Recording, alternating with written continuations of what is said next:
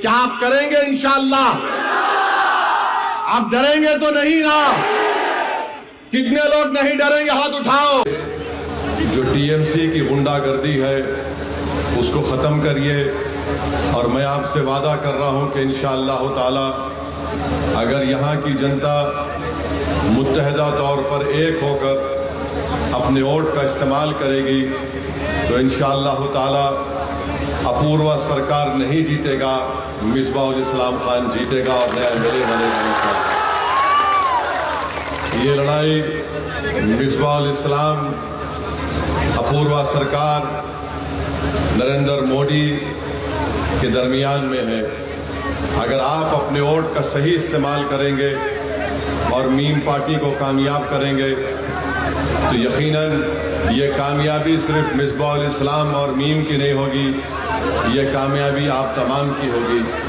मेरे अजीज दोस्तों और बुजुर्गों, 70 साल से बंगाल के मुस्लिम अक़लियत पर ना सिर्फ जुल्म भी हो रहा है बल्कि उनसे नाइंसाफ़ी और उनके हक़ को नहीं दिया जा रहा है। मैं कांडी की जनता से ये अपील करने आया हूँ कि आपने कभी कांग्रेस को वोट दिया, नेहरू के ज़माने से आपने कांग्रेस को वोट दिया, फिर आपने इंदिरा गांधी और राजीव गांधी को वोट दिया, फिर आप कांग्रेस से नाराज़ हुए तो आपने लेफ्ट फ्रंट ज्योति बाबू को वोट दिया।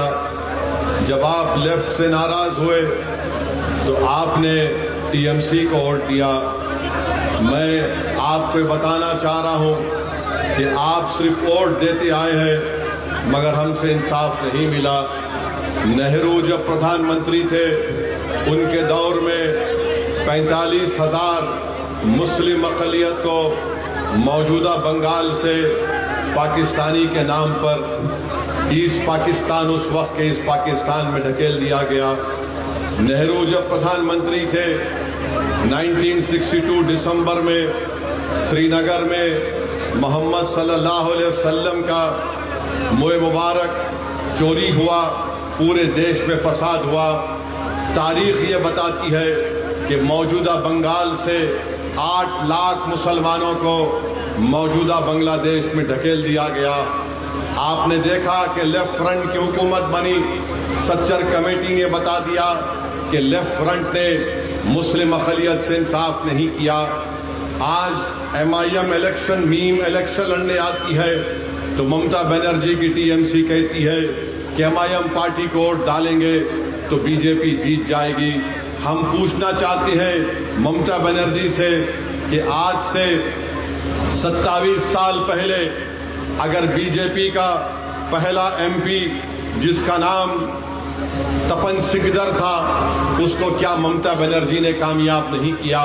बंगाल में बीजेपी का पहला MP बना तो टीएमसी और ममता बनर्जी की बिना पर बना। 2 मरतबा पहले तपन सिकदर दमदम से MP बने, फिर 1999 में फिर से ममता ने बीजेपी का साथ दिया, वो दोबारा MP बने। ममता बनर्जी रेलवे की मंत्री बनी, असेंबली इलेक्शन आया छोड़ दिया, कांग्रेस से अलायंस किया, हार गई तो फिर दोबारा दिल्ली में जाकर बीजेपी से अलायंस कर लिया और माइंस और मिनरल की मंत्री बन गई। आपको बताना चाह रहा हूं यही ममता बनर्जी की वजह से आज बंगाल में बीजेपी मजबूत हो रही है। पहले बीजेपी के 4 MLA थे, अब 77 हो गए। इसका जिम्मेदार क्या ओवैसी है या आप है? मेरी इज्जतदार माँ और बहनों, मेरे गरीब नौजवानों, मैं आपको बता रहा हूं कि ममता बनर्जी और टीएमसी ने बीजेपी को यहां पर मजबूत करने का काम किया है। हम आपसे अपील कर रहे हैं कि आप बिला खौफ और बगैर किसी से डरे सिर्फ अल्लाह से डरिए और 23 तारीख के दिन मीम पार्टी को गुड्डी को वोट देकर कामयाब करिए। यह आपकी कामयाबी होगी। और मैं यहां से इस मंच पर ठहर कर कह रहा हूं कि SIR हुआ, ममता बनर्जी ने SIR में गरीबों की क्या मदद की? सिर्फ सिंबोलिज्म और ड्रामेबाजी की आपने। तेलंगाना हैदराबाद से मैं आता हूं, हमारे पास SIR शुरू नहीं हुआ। मैं मेरी पार्लियामेंट के कॉन्स्टिट्यूंसी में और पूरे हैदराबाद में जहां कहीं मीम पार्टी के लोग हैं वहां पर हमने एक ऐप बनाया, हेल्प डेस्क बनाया, 2002 का वोटर लिस्ट फोन में डाल कर दिया और 2024 का दिया, ताकि मीम के वर्कर अराकीन उसका मैपिंग कर सके। ममता बनर्जी ने कुछ नहीं किया, सिर्फ बोल रही है कि ऐसा हुआ। यकीनन 90 लाख नाम SIR में काटे गए। बोलो ममता बनर्जी, तुम मुख्यमंत्री हो, तुम्हारी सरकार ने गरीब लोगों के नाम को बाकी रखने के लिए तुमने क्या किया? अरे तुम तो सिर्फ ड्रामेबाजी और एक्टिंग करती हो। रमजान की ईद आई तो तुम ईदगाह के सामने खड़े होकर हाथ उठाकर दुआ करते हैं, मगर बताओ गरीब मुसलमान को कौन सा फायदा होता है? क्या यह बात सच नहीं है कि मुर्शिदाबाद जिले के 16 लाख बच्चे कभी हैदराबाद तो कभी दिल्ली तो कभी मुंबई तो कभी दुबई में जाकर काम करते हैं?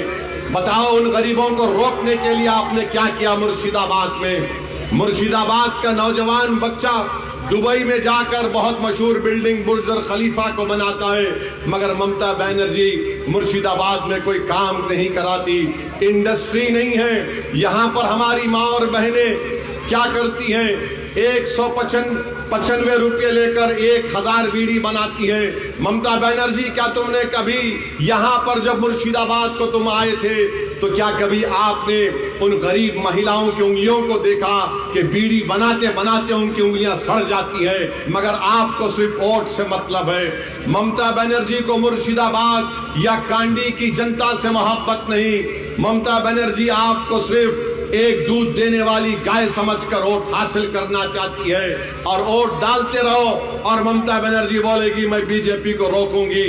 कहां रोक पा रहे हैं आप बीजेपी को? बंगाल में बीजेपी आगे बढ़ गई है। तो मेरे अजीज दोस्तों और बुजुर्गों, नरेंद्र मोदी और ममता बनर्जी एक सिक्के के दो रुख हैं। ये भाई बहन है, याद रखिए। दोनों ड्रामा कर रहे हैं, बंगाल की जनता को धोखा दे रहे हैं। अंदर से ये लोग मिले हुए हैं और इल्जाम मजलिस पर लगाते हैं। अरे आप बता दो, पूरे मुर्शिदाबाद में जितने ब्लॉक हैं जहां पर 50% से ज्यादा मुसलमानों की आबादी है, वहां पर अस्पताल नजर नहीं आता, वहां पर स्कूल नजर नहीं आता, बच्चे स्कूल के बाहर नजर आते, उन ब्लॉकों में नौजवान बच्चे नजर नहीं आते, क्योंकि वो भारत के कोने कोने में जाकर अपने घर में चिराग जलाने के लिए काम करते हैं। 16 लाख मुर्शिदाबाद के नौजवान मुर्शिदाबाद में नहीं है, क्योंकि ममता बनर्जी इंडस्ट्री खोलती है तो कोलकाता के अतराफ खोलती है। SEZ खोला जाता तो कोलकाता के अतराफ में खोला जाता। अरे यही मुर्शिदाबाद के लोगों को अगर एयरपोर्ट जाना है तो 300 किलोमीटर दूर एयरपोर्ट के लिए जाना पड़ता है।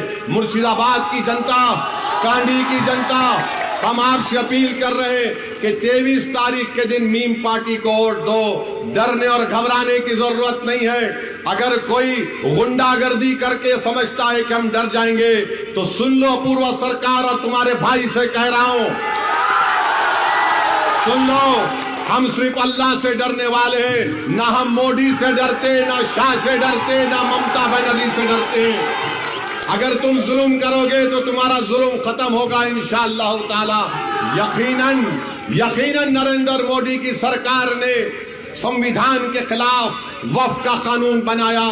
आपने देखा होगा पार्लियामेंट में, अगर मोदी की आंखों में आंखें डालकर मोदी की तरफ देखकर अगर किसी ने कहा ये वक्फ का कानून हमारी मस्जिद को छीनने का कानून है, और मोदी के सामने ओवैसी ने उस कानून को फाड़ कर पार्लियामेंट के ऊपर फेंक दिया। वहां पर ममता बनर्जी ने क्या कहा? ममता बनर्जी ने कहा था कि मैं वक्फ के कानून को बंगाल में चलने नहीं दूंगी। आज वही ममता बनर्जी झूठी साबित होती है और वक्फ के कानून को लागू करती है।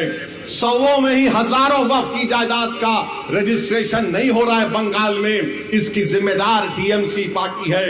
यह सिर्फ धोखा देने का काम करती है।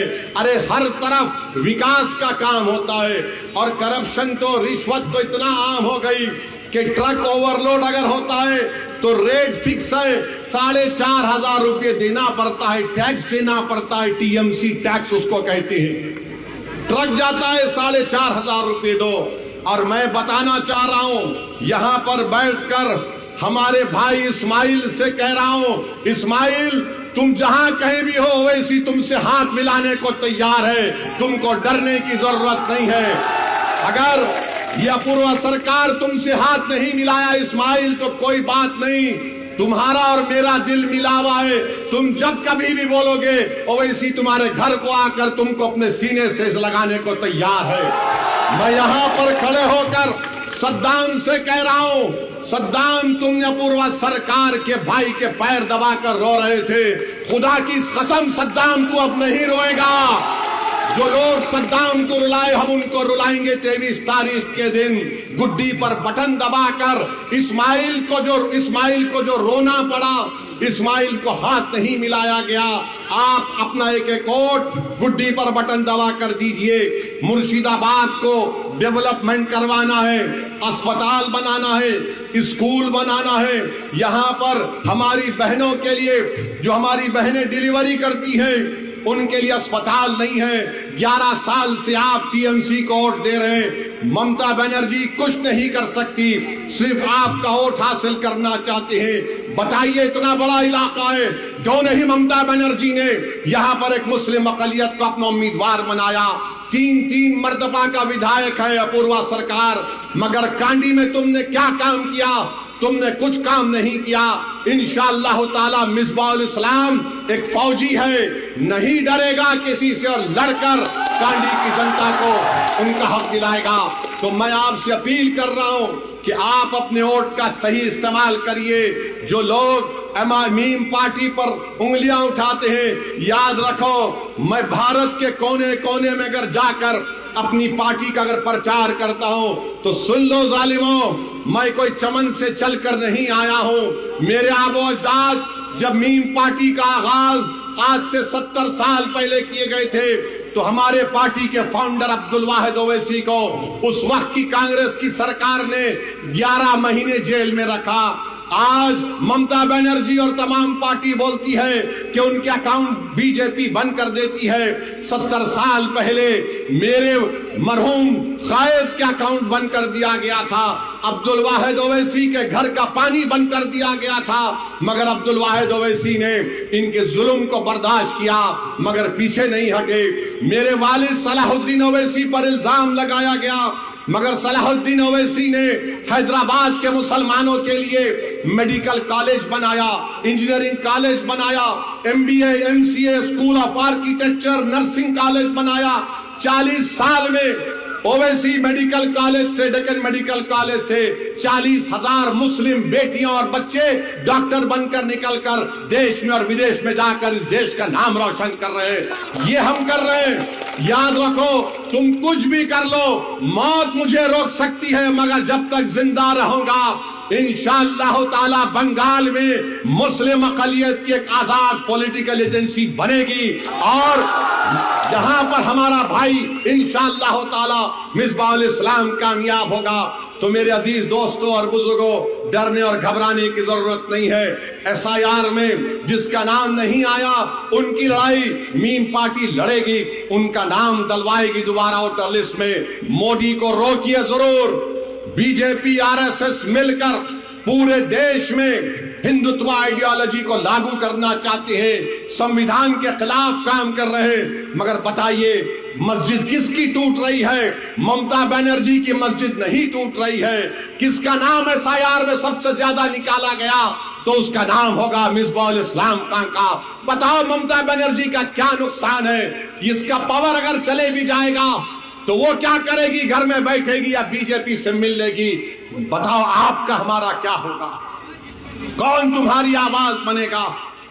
आने वाले मुस्तकबिल में कौन आपको रास्ता दिखाएगा? तो इसीलिए हम आपसे कह रहे हैं कि मीम पार्टी को वोट दीजिए और आपका इत्तेहाद यहां पर कांडी में एक इनकलाब बर्पा कर दीजिए। एक नया इनकलाब लिखिए। अपूर्वा सरकार को आपने 3 मर्तबा मौका दिया, अब दोबारा उसको मौका मत दीजिए। मिसबाहुल इस्लाम खान को कामयाब करिए। कांग्रेस पार्टी नहीं कर सकती कुछ, कांग्रेस पार्टी कुछ नहीं कर सकती। डॉक्टर साहब आ रहे हैं, डॉक्टर साहब के पास बहुत दौलत है, कोई बात नहीं, मगर वोट नहीं ले सकते। अगर यहां पर आपको मिसबाहुल इस्लाम खान को कामयाब करना है, बीजेपी को रोकना है, अब पूरा सरकार को हराना है और कांडी की जनता को कामयाब करना है, गरीब के बच्चे के मुस्तकबिल को अच्छा करना है, माँ और बहनों के ख्वाबों को पूरा करना है, बुजुर्गों को हिम्मत दिलाना है। तो मीम पार्टी को गुड्डी पर बटन दबाइए और अपनी पार्टी को कामयाब करिए। क्या आप करेंगे? इंशाअल्लाह।